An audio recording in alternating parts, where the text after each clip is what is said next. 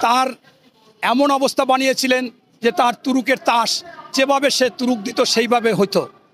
কিন্তু একটা পর্যায়ে এই ছাত্ররা যখন আসে, তাদের সাথে জনতা আসে এবং আমরা রাজনৈতিক দলগুলো থেকে এই ফ্যাসিস্ট হাসিনাকে বিতাড়িত করা গেছিল, তখন আমি নিজেও সেই সকল আন্দোলনে ছিলাম।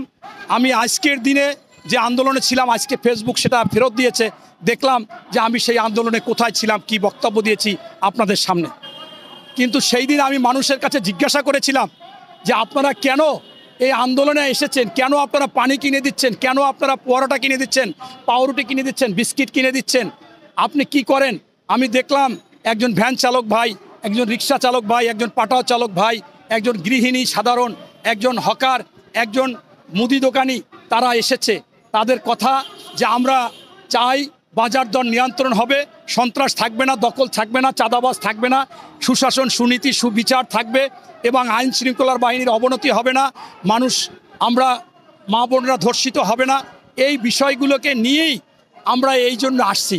কিন্তু আমরা পরবর্তীতে দেখলাম যে এই ছাত্রদের মধ্যে লোভ কাজ করলো, তারা ওই ফ্যাসিস্ট আওয়ামী দোসরদের পুনর্বাসন করা শুরু করলো এবং বড় গলায় বলতে থাকলো এরা নাকি তাদের ডোনার।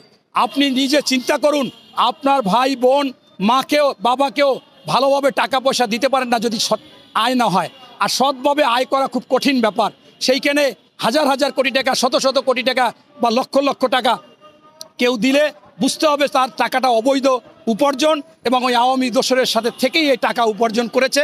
এখন তারা আবার ওই আওয়ামী দোসর সেটা মুছতে চায়। পাশাপাশি আমলাতান্ত্রিক যারা ঘুষ দুর্নীতি করে হাজার হাজার কোটি টাকার মালিক হয়েছিল, তারাও কিন্তু এই স্বপদে বহাল থাকার জন্য, গ্রেপ্তার এড়াবার জন্য, চাকরি থেকে বরখাস্ত না হয় সেই জন্য তারা যে ঘটনাটা ঘটিয়েছিল, এদেরকে টাকা পয়সা দিয়ে আবার স্বপদে বহাল রয়েছে, ট্রান্সফার নিয়েছে, প্রমোশন নিয়েছে, এই কাজগুলো করেছে। এখন আমি যে কথা বলতে চাচ্ছি যে আজকে যে ছাত্র বৈষম্য, তাদের যে চিন্তা ভাবনা ছিল, সেখান থেকে একটা গ্রুপ দল করে এনসিপি, সেখান থেকে কিছু সংখ্যক উপদেষ্টা হয়ে তারা আঙ্গুল ফুলে তাল গাছ হয়ে গেছে।